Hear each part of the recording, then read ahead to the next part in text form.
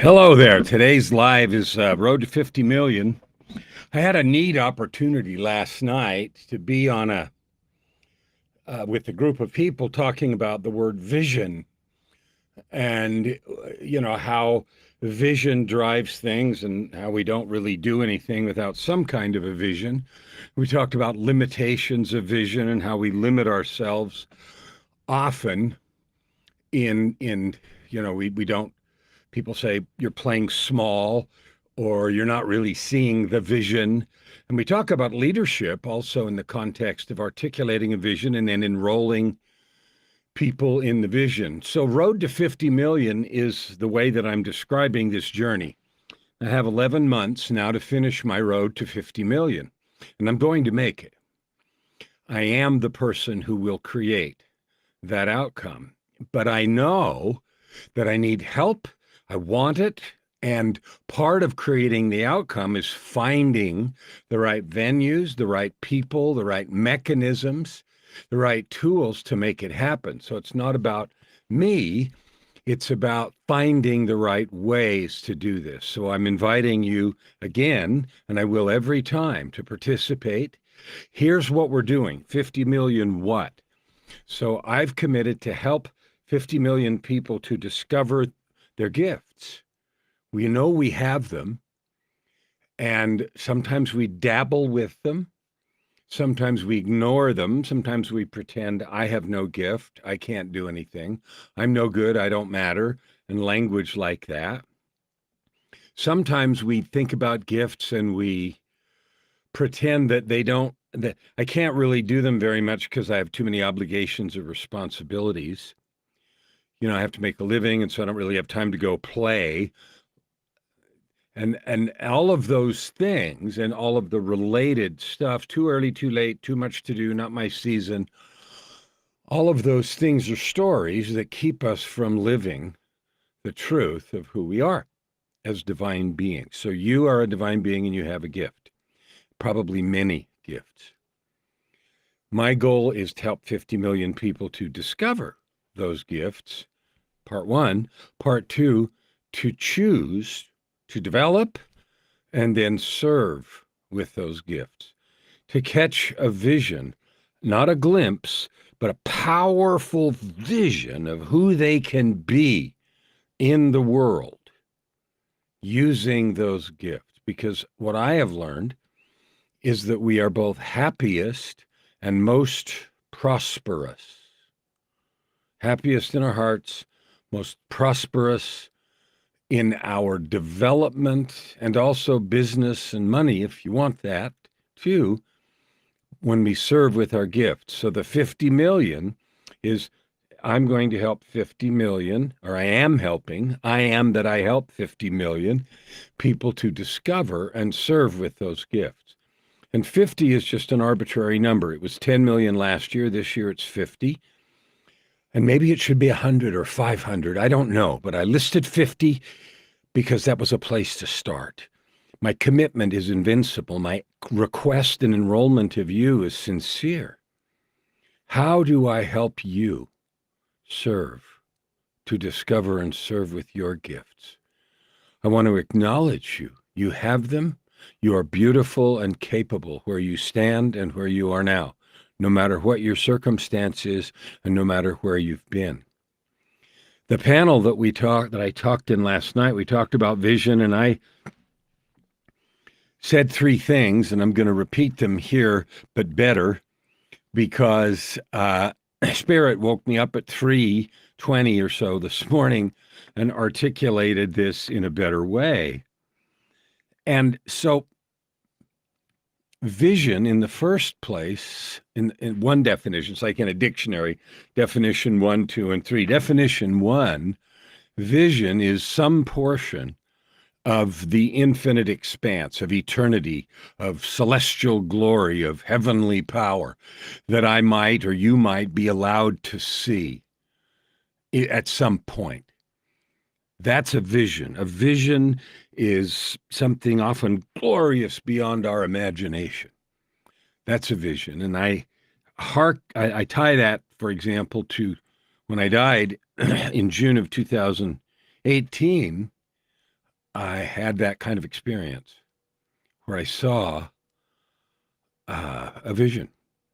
I had 3 conversations with God at the door between life and eternity, but one of those was an expansive vision of the glory and majesty of infinitude, and it was mind blowing. And it wasn't about to impress me. Ooh, look how small you are, although it did do that. But it was an invitation to connect to the expansiveness of possibility. So it made me come back and even light this vision that I have of helping people to discover who they really are, discover those gifts and serve with them with a rocket ship exploding with desire. And to that end, I write books and I do these broadcasts, and I'm working on a television show, and I have a podcast, and a whole bunch of ways to reach millions, tens of millions, perhaps hundreds of millions of people. Because every single person is divine, every single person is beautiful and has gifts. And what I know is that we're happiest when we live and serve and love each other and serve with those gifts in an unfettered, fearless way. So vision number 1 is some portion of infinity that we're allowed to see sometimes. And that's a gift. That comes not at our request or demand. It comes on the timing and manner provided by the divine. And I'm certainly not the only person that's ever seen anything like that. I'm sure there are tons, and I'd love to hear about your experiences. The second definition of vision is a wonderful, powerful projection, a goal bigger than a goal, a vision of what I can accomplish. So I have a vision of what I might do. And right now, a piece of that is just 50 million people that I might help, or 500 million that I might help, but the goal's 50. So that's a vision that I have. And I have a vision of the television and the YouTube channel and the books that I write. I've got 18 books, a couple more underway, and the podcast and all that, reaching out to share that. And what's your vision? Because this really isn't about me, because if my goal is to help you discover and serve with your gifts, and I want you to think about your gifts and how you can serve, how you can choose today, just today, not someday in a week or a month or a year out there, but now, here. What do you need to be? Who do you need to be different to claim your right of creation? Because you're a creator. You may or may not be using it, but you are. So that projection or statement or declaration, powerful declaration that I might make or do make, and I'm inviting you to make, about who you are in the world, that's a vision. And that vision, that's something we do, right? We create it, and we state it in powerful terms, and we list details and specifics and feelings and reasons. Like, the reasons I'm doing my vision is because that's what I'm called to do. From the core of my soul, that is the calling. To help you right here, right now, understand your divine origin, your capability to discover your gift and serve with it 100%, all in, every day, all the time, not just sometimes. What I know, though, interestingly, is no matter how wonderful, glorious, powerful, and expansive my description is, my own projections, that compared to the gift of even a momentary glimpse of the divine, that my most glorious and powerful descriptions is a pale watercolor compared to the majesty of the power of the true divine vision given by God sometimes. The third kind of vision is my ability to see.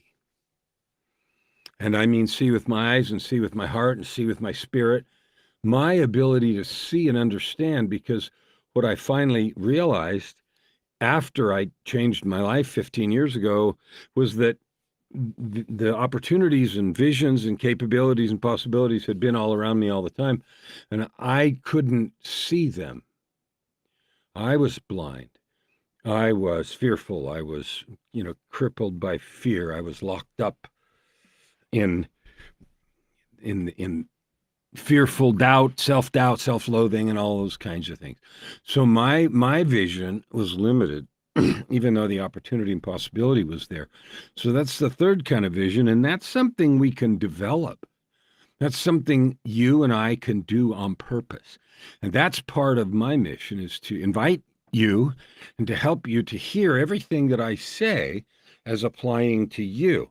Like if I tell you a story about something that I did or that a client did or that someone that I know did, it will be powerful for you. It will be a million times more powerful if you say, how can I do that? What would my version of that look like? Who do I need to be so that that truth is operative in my soul? Who do I need to be so that I'm no longer worried about what other people think? Who do I have to be so that I'm no longer afraid to be myself full out? Who do I need to be to no longer be afraid or worried that somebody's going to put me down, laugh, or do whatever they're going to do? Because they're going to do it no matter what, and it doesn't really matter. That is something we develop and work on. Because I used to be blind and now I see. And we can work on that and grow that vision larger, and our ability to see, comprehend, understand, and then participate in that creativity more and more and more. So those are the three things: the divine vision given by the divine in his own timing, and that is unspeakably glorious. There's a vision that I project, which is a future state of things that I'm trying to create, and I do it powerfully and in a way that motivates me and everything, although it is nothing compared to the vision of the divine. And then there's my own ability to see and comprehend, which I do control, because working on that, living into a truth of who I am and who you are as a divine being, that's something we can do every day. And one of the things I said last night, I'll repeat it probably a million times, is in the 15 years since I changed my whole life, had a divine intervention and awakening, so to speak, not so to speak, an awakening, period, full on strong, is there's two things that have made the most difference for me. One is a declaration of who I am. And that is a powerful, unequivocal statement of who I am. And I play with it. I live into it. I love it. It's a powerful statement that I made. I don't need anyone's permission, and neither do you. You can make declarations about who you are and live into them just because you said so. And in fact, maybe the most powerful phrase in the language is, because I said so. Because that's the ultimate motivation. When we have that internal bedrock commitment, that solid assurance, this is what we're doing, not to make someone else happy, not to look good, not to do any of that, just because that's who we said we are. So creating that statement and having it be vibrant and living, not just something I did once and it's in a drawer. Where's that thing again? That cool thing I wrote when I was at some seminar, read some book. It says all that cool stuff. No, vibrant living every day. And the second thing that I've done is to create myself every single day. It's kind of like we die every night when we sleep, and we wake up every morning born again. And wow, if I'm born again, then I need to create myself. And so there it is, that document, those declarations of my beingness. I grab them and I live into them, and this is who I am today. Why? Because I said so. So those are the three ways I thought about vision, and it seemed like a beautiful thing to share. And I picked this fabulous art piece as a background because the phoenix is the symbol of my business. I use it in my business, and I also use it in my life. The ashes, the fire, the, refined in fire, right? You are, I am, we all are. And the question only remains, is the fire going to refine us or destroy us? And that's your choice and mine. To be refined or destroyed by the fire, because the fires come. Your vision of yourself is in your hands. Your ability to see the gifts and opportunity around you is in your hands and mine. I am on a mission to help 50 million people do that. Take control of that vision and express it fully. We'll see you tomorrow.